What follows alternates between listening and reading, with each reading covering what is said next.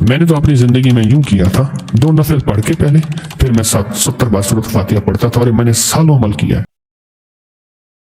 السلام علیکم ورحمۃ اللہ وبرکاتہ۔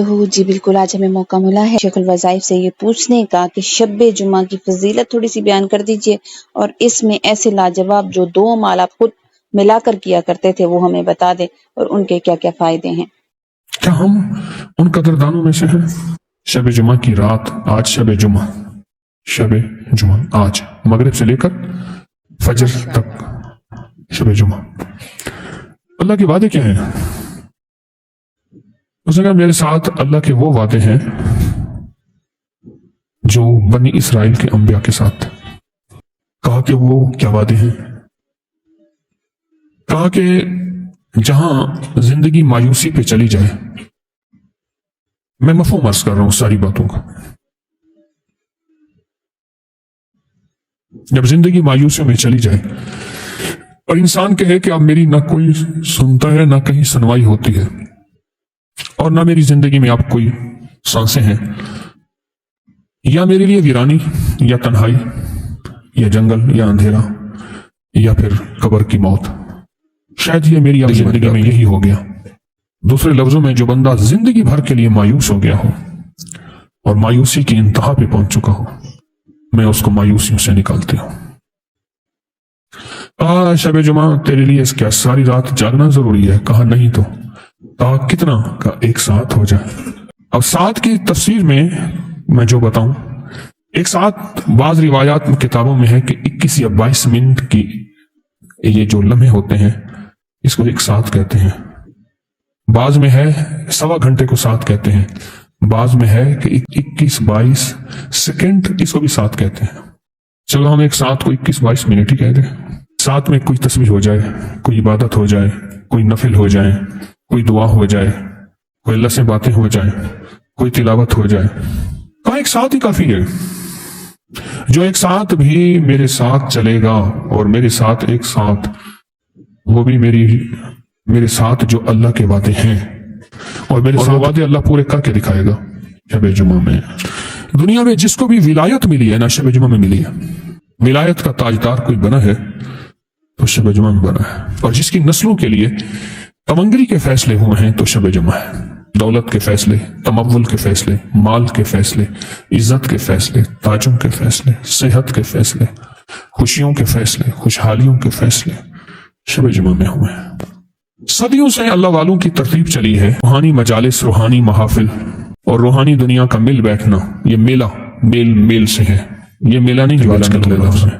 تو جو روحانی دنیا کا میلہ ہے، اس لیے صدیوں سے جتنے بھی اللہ کے نیک بندے ہیں انہوں نے شب جمعہ کا انتخاب کیا ہے۔ اسی بہانے اکٹھے ہو جائیں، پھر اکٹھے ہو کے چلو زندگی میں وہ دیکھا دیکھی میں کوئی تسبیح کر لے، دیکھا دیکھی میں کوئی عمل کر لے، اسی بہانے میں اس کریم کے سامنے باتیں ہو جائیں۔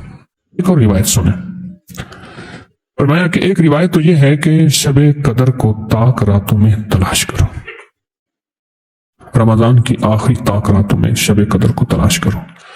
اور بعض بڑی بڑی ہستیاں، صاحب نظر، صاحب دل، اہل کشف سے یہ بات ثابت ہے کہ ہم نے شب قدر کو سارا سال میں دیکھا، اور سب سے زیادہ شب جمعہ میں دیکھا۔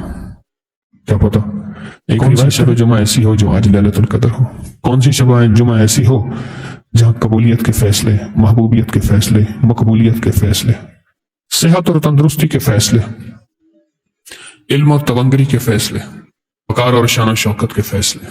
شب جمعہ، کتنی شب جمعہ ہماری زندگی میں آئی اور کتنی چلی گئی، اور کتنی ہماری زندگی میں ابھی شب جمعہ باقی ہیں، یہ اللہ کے علم میں ہے۔ اور اس کے بعد پھر ہمیں شب جمعہ نہیں ملے گی۔ اس گزشتہ کا کیا کرنا ہے، اور اس آئندہ کا کیا کرنا ہے، اور اس کو بہت ہی زیادہ سنجیدگی سے سوچنا ہے۔ لیکن یہ واحد رات ہے جو ہر ہفتے آتی ہے، نہ زیادہ۔ ہمارے پاس شب جمعہ کا اتنا علم ہو، اتنا علم ہو، اتنا علم ہو کہ شب جمعہ کا انتظار ہو اور شکر گزاری کا جذبہ ہو کہ یا اللہ یہ شب جمعہ میں نے چاہے 1 ساتھ ہی کیوں نہیں، اس کی 1 ساتھ قدردانی کر لی ہے۔ اے اللہ اب آئندہ شب جمعہ کا کب انتظار، اور آئندہ شب جمعہ کب آئے گی۔ حضرت یعقوب علیہ السلام کو جو بیٹا ملا تھا 40 سال کے بعد، وہ شب جمعہ میں ملا تھا۔ اور ان کی جو قبولیت دعا تھی وہ شب جمعہ میں تھی۔ حضرت ابراہیم بن ادم رحم اللہ نے بادشاہت چھوڑی اور جنگل میں اللہ کی محبت کا چلہ کاٹا، اور اللہ پاک نے جو اپنے ولیوں میں ان کا شمار کیا تھا اور ولایت کے تاجداروں میں ان کا نام لکھا تھا وہ شب جمعہ تھی۔ ہر ولی نے شب جمعہ کی موت مانگی ہے، ہر ولی نے شب جمعہ کا وصال مانگا ہے، ہر اللہ کے دوست نے شب جمعہ کی عبادت مانگی ہے، شب جمعہ کے لمحات مانگے ہیں اور شب جمعہ کی قبولیت مانگی ہے۔ ہر اللہ کے دوست میں کئی عمل بتا چکا ہوں، اس شب جمعہ میں ایک عمل میں بتایا کرتا ہوں، حافظے کا عمل۔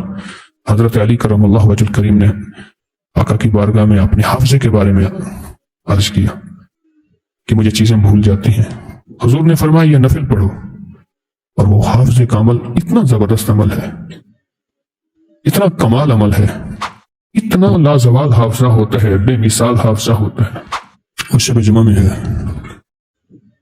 اور ایک نفل شب جمعہ میں بڑے عرصے سے بتا رہا ہوں، یہ 3 چیزوں کے لیے میں اکثر بتایا کرتا ہوں، ایک دیدار مصطفیٰ، ایک قرضے اور ایک رزق کے لیے شب جمعہ میں ہر ہفتے 2 نفل سے بتا رہا ہوں۔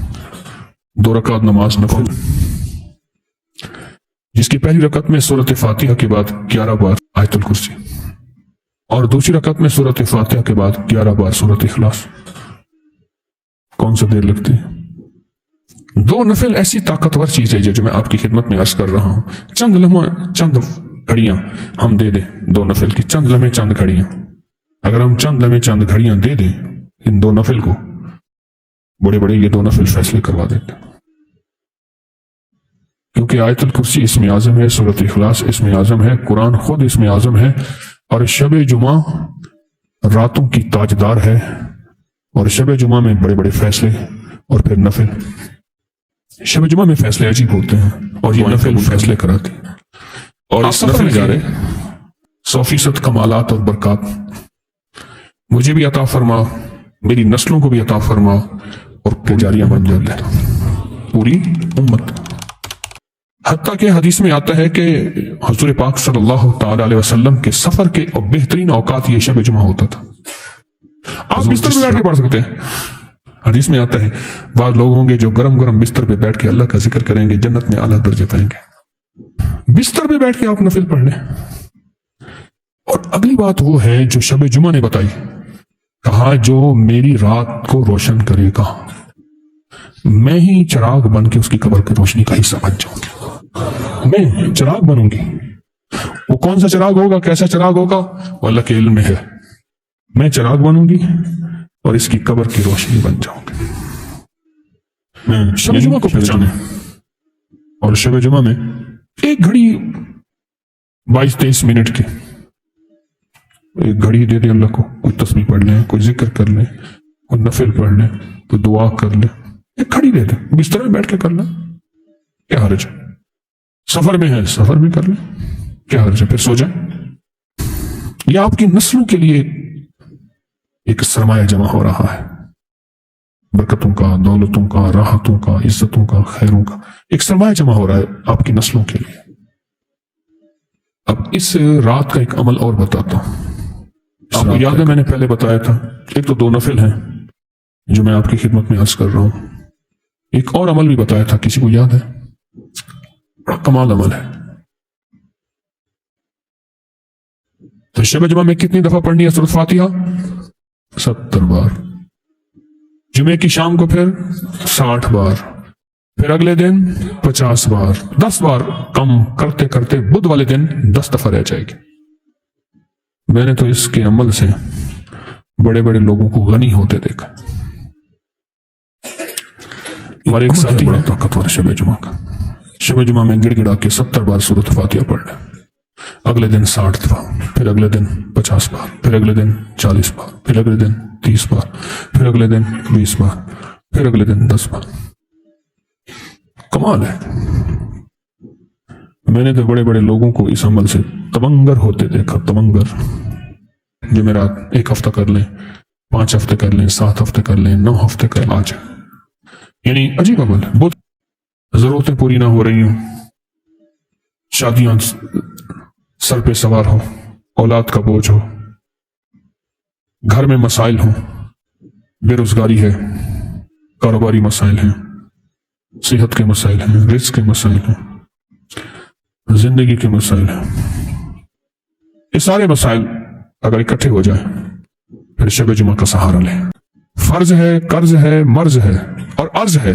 किसी से अर्ज कर रहे हैं, वो मान ही नहीं रहा, वो अल्लाह से अर्ज है या बंदों से अर्ज है। शब जुमा कमाल है। मैंने तो अपनी जिंदगी में यूं किया था, 2 नफल पढ़ के पहले, फिर मैं 70 बार सूरत फातिहा पढ़ता था और मैंने सालों अमल किया है, सालों अमल किया। पीर जुमेरात का रोजा साल हर साल, और ये शब जुमा का अमल। अब भी बाज़ औक़ात रात के पहले पहर में, नहीं तो रात आखिरी पहर में कभी कभार तौफीक मिल जाती है। 2 नफल पढ़ के ना, 2 नफल ज्यादा से ज्यादा 5, 7, 10 मिनट लगते हैं, और उसके बाद सूरत फातिहा फिर यकसुई से पढ़ें 60 बार, 70 बार तवज्जो से पढ़ें सूरत फातिहा। ज्यादा वक्त नहीं लगता, पर मैं कहता हूं ये नस्लें पल जाती हैं इससे, और नस्लों के लिए अनोखे फैसले ये शब जुमा करवा देता है नस्लों। Like, share, comment and subscribe our channel.